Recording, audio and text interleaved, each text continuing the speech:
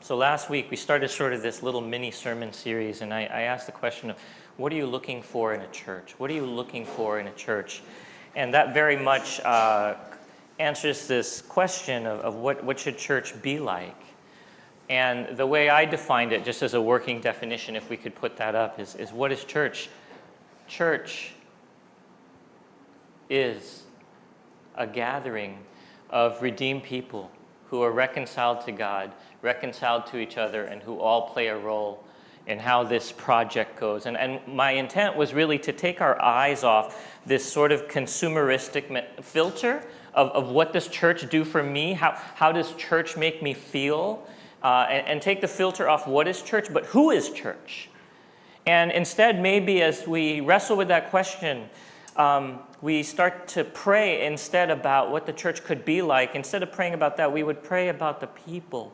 We would pray that God would give us a heart for the people. We would pray that God would put people in our lives to love and to challenge us, right? And so we'll start with that definition. And it could evolve over time. I don't know. It's just sort of trying to center us on the essence of what church is. Part of this thought process actually was launched several months ago when I saw this slide on Facebook about how people relate to church. And I don't know if any of you, I guess some of you would remember Calvin, who would speak here from time to time. So this was on Calvin's Facebook, and it sort of was this question of how do people relate to church? So just kind of look through some of it. I found it pretty interesting. For some of us, church in the center, top center there is this house of tingles, right? You got to feel something. If I don't feel something when I go to church, then it really wasn't church. For some of us, there are people on the top right who are a little bit more disenfranchised. And, I love Jesus, but the church is so messed up, I want nothing to do with the church. Some of us have more of that. Some of us think church is about justice or hugs and love or all these different ways that we view. This is what church should look like, or this is what church should be like, or this is how I relate to church. And I also started thinking about the way that current, emergent church scholars sort of has tried to understand the different movements in the church these days. And there's sort of these four quadrants, okay? And these four quadrants, if we could look at the next slide, of how you could categorize how churches operate these days are these four. Right? There's the liturgicals, the ones that are all about tradition and following these things. Like the Bible prescribed these things, so we should follow these things. You have the social justice Christians, who church is about serving, or church is about promoting godly values. Right? There's churches that are very big on that. On the bottom right, the conservatives. Church is all about just keeping traditions, but specifically like staying super biblical or super reformed, right? And there's churches that live and die on being conservatives. And then there's other churches that are what we would call the renewalists, the ones that are more open to gifts of the Spirit and the sort of experiential side. And I don't know if we feel very strongly about church should be like this, or church should be like that, or church or a mix, or just one. But these are just some ways that people have tried to understand the expressions of church nowadays, right? But a lot of that question of what should church looks like really revolves around the answer of purpose. What is the purpose of church? Why did God create this entity, this gathering of reconciled people we now refer to as a church? What is the purpose? So what is the purpose of the church? So I'm going to go back to a theme that's been recurring ad nauseum throughout this year. And every time I look at Scripture, somehow God brings me back to this when it comes to questions of purpose. Genesis 1:26. God said, "Let us make man in our image, after our likeness. Let them have dominion over the fish of the sea, over the birds of the heavens, over the livestock, over all the earth, and over every creeping thing that creeps on the earth." Let's leave that up there. Why were we created?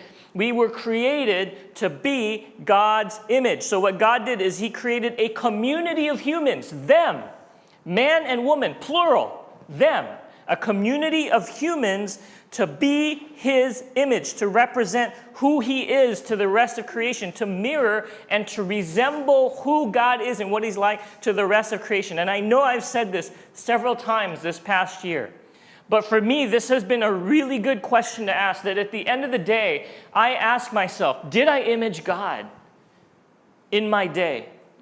Do people, through interactions with me, now have a deeper understanding of who God is and what he is like? Through my interactions with students or my colleagues, did I image God?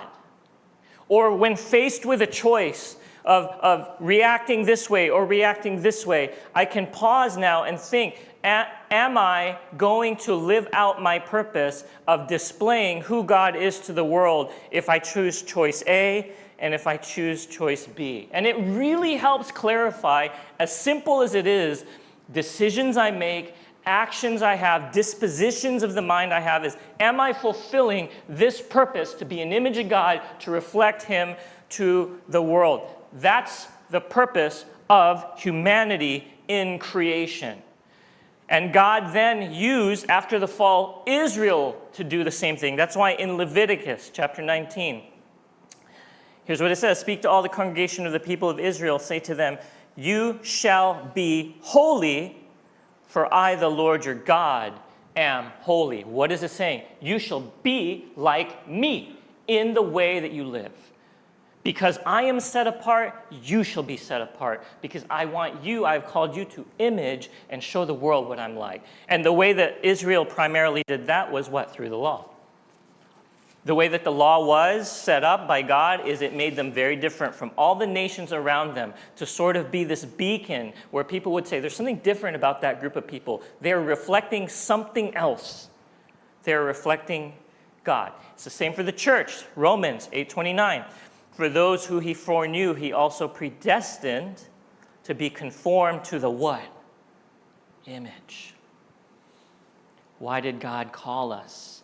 Why did God predestine us? To be conformed to the image, or I'll put it this way, to recover the original purpose of reflecting who he is and what he's like to all of creation and those around us. So that, I'll say, is, again, the definition could evolve over time, but for now, this is the purpose of this gathering of redeemed people who are reconciled to God, is that we were called as humans to image him.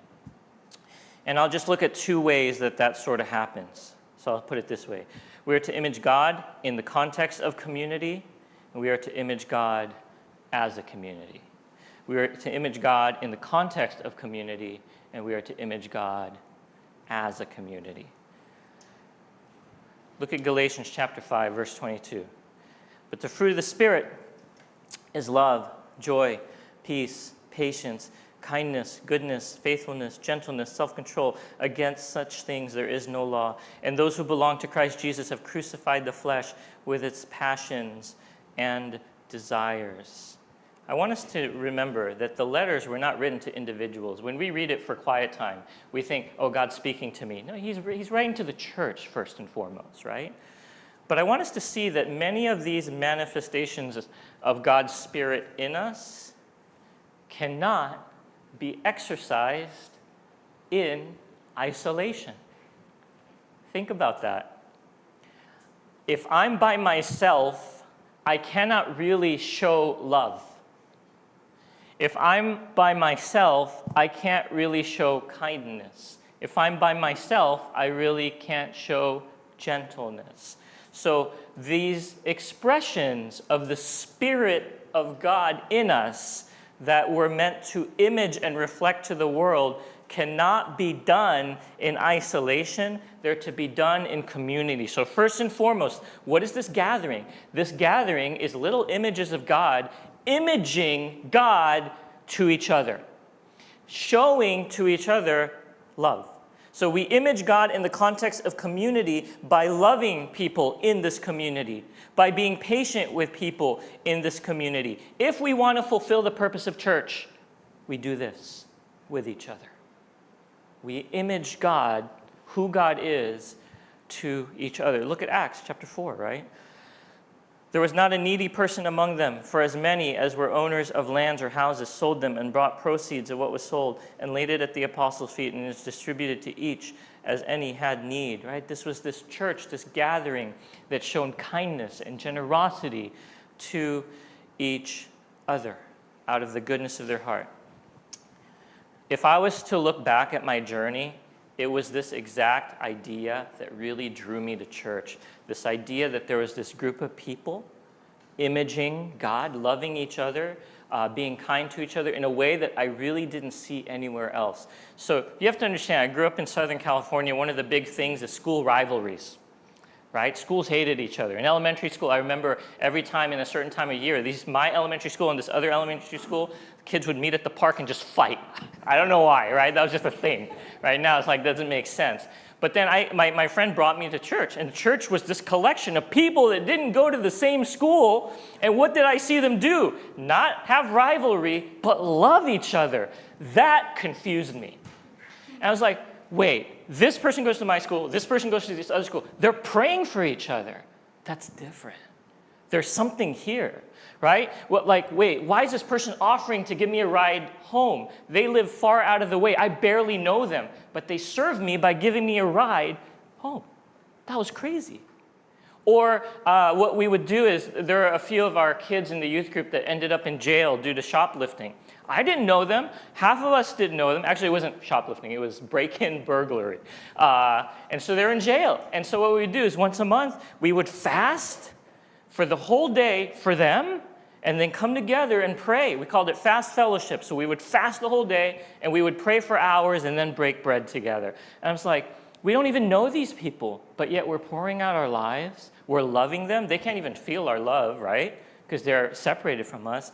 And so just this idea of a gathering of people who are reconciled to God and reconciled to each other, imaging God, imaging love, showing each other love and kindness and all that to each other, really, really woke me up to what church could be and should be like.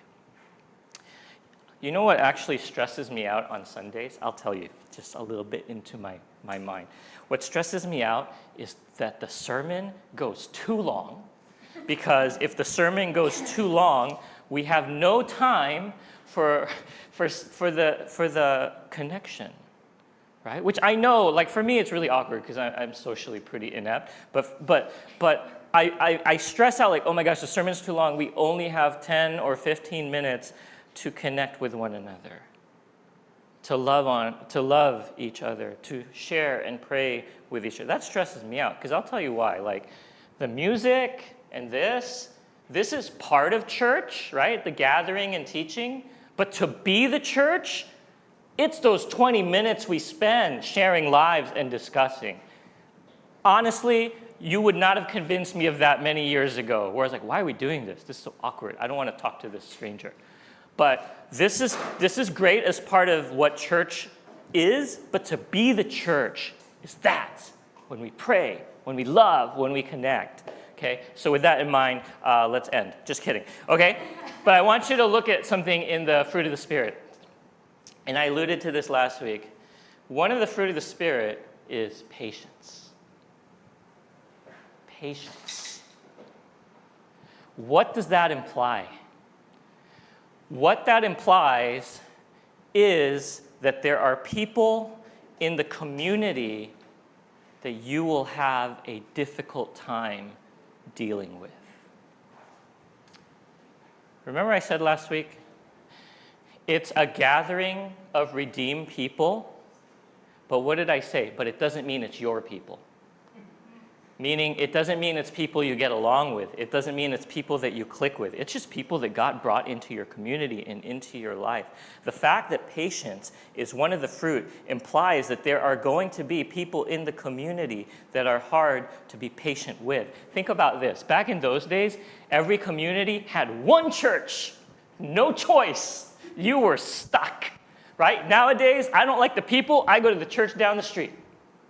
I can leave. They had no choice but to exercise the fruit of the Spirit in ways that were maybe first unnatural and very, very difficult. But they had no choice but to figure out how to love one another, even the most difficult ones to love. And what I hope that church stays is this place where I am free to fail at being patient with you, but you still love me. If you fail at being patient and loving with people outside, they have every right to just cut off that friendship. But I would hope that at church, We are free to fail at being gentle and at being kind, and we would still build each other up and say it's okay, and still be able to forgive each other. So a lot of this, like I said, comes from this book called A Healthy Church, and the quote was up there, but I'll read one quote that really got to me. It says, "The church give a visual presentation of the gospel when we forgive one another as Christ has forgiven us, when we commit to one another as Christ has committed to us, when we lay down our lives for one another as Christ laid down for us." The church gives a presentation of the gospel when we actually do the difficult things, the unnatural things, and when we love even those that we have a hard time loving. I also said this, we demonstrate to the world that we've been changed, not primarily because we memorize Bible verses, pray before meals, tithe a portion of our income, and listen to Christian radio stations. By the way, whenever I go back in the summer and I listen to the Christian radio station, why is it always the same songs? I've been gone 15 years, and it is still the same songs. Okay, that's just my complaint. Anyway, but because we're increasingly show a willingness to put up with, to forgive, and even to love a bunch of fellow sinners, you and I cannot demonstrate love or joy or peace or patience or kindness sitting all by ourselves on an island. No, we demonstrate it when people we have committed to loving give us good reason not to love them, but we do it anyway. That's church, right? That's, if we want to live out our purpose, we have to recognize that there are people that God has put in here for us to love, whether or not it's easy. People that God has put in this community for us to be kind to, whether or not it's easy. I mean, for the most part, right? We're all awesome people. But just something to think about. The second part of imaging and living out the purpose is imaging as a community. Imaging as a community. Acts chapter 2, verse 44 through 47. All who believed were together and had all things in common, and they were selling their possessions and belongings and distributing the proceeds to all as any had need. And day by day, attending the temple together and breaking bread in their homes, they received their food with glad and generous hearts, praising God and having favor with all people. And the Lord added to their number day by day those who were being saved. So there's this imaging to each other, but there's also this imaging together that draws people to the light. But we all know, well, first thing I hope we know is that the growth of the church is not dependent on us, right? It's God bringing people. But we all would say that the way this is pictured doesn't happen very often. We could be having the greatest fellowship in here, and I guarantee you, most likely there was not going to be a stranger that just wanders into this room and goes, wow, what a great fellowship. Let me be added to your number. Right? So there is this call on the church, right, not just to image God to each other, but to actually go beyond the walls and image God together as a community. Some of the early creeds, one of them, the Nicene Creed around 300 AD, has this phrase about the church. It calls the church the Holy Apostolic Church. When we hear the word apostolic, what do we think? We think of the apostles. But that's not actually what the creed is referring to. That word apostle comes from the Greek word apostolos, and it simply means one who is sent. It's a delegate, a messenger. So it's not actually a New Testament, it's not a biblical concept. The idea of apostle was actually a Roman governmental idea that was just incorporated in the Bible. In the Old Testament, the word is actually the word shelach. So shelach in the Old Testament is literally called an emissary or a messenger, or we'll think about it as a representative who performs an act for the benefit of the sender as opposed to themselves. So an apostle is actually one who is sent by the master to represent the master. That's not just only a select group of people. That's why the creed was not just saying these people are apostles, although the Bible says some were called apostles. But when it talks about the apostolic church, it's talking about a gathering of people who have been sent to represent who God is. Remember when Abraham needed to find a wife for his kid? It says he sent a servant. And the word there was shelach. And that servant represented Abraham. Servant's not supposed to go find the spouse. It's the dad's responsibility. But Abraham sent a messenger. So when Jesus says in John chapter 20, verse 21, says, "Peace be with you. As the Father has sent me, even so I am sending you." What is that saying? We are the shelach.